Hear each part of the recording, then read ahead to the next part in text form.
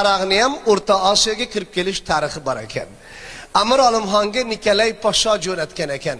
Bochkaga solib ustiga yozgan ekan. Bu narsaning nomi aroq, buni ichgan odamning kayfi taroq, qo'rqoqni botir qilur, kambag'alni boy qilur, ishonmasangiz ichirib tekshirib ko'ring, olam panoh deb yozibdi.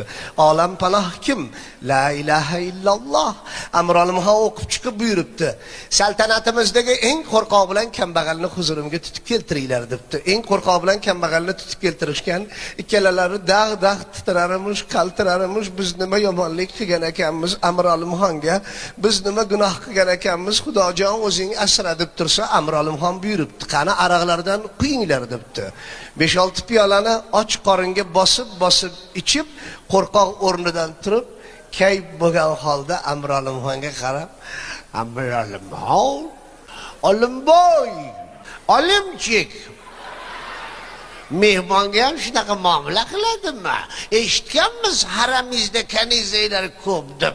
Chaqiring, bir shakar guftorlik qilaylik.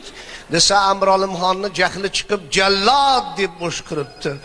Kambag'al o'rnidan turib, "Voyvoycha. Bildik, byudjetingizda pul bor ekan, jallodga oylik to'lar ekansiz. Turishingiz nechi pul?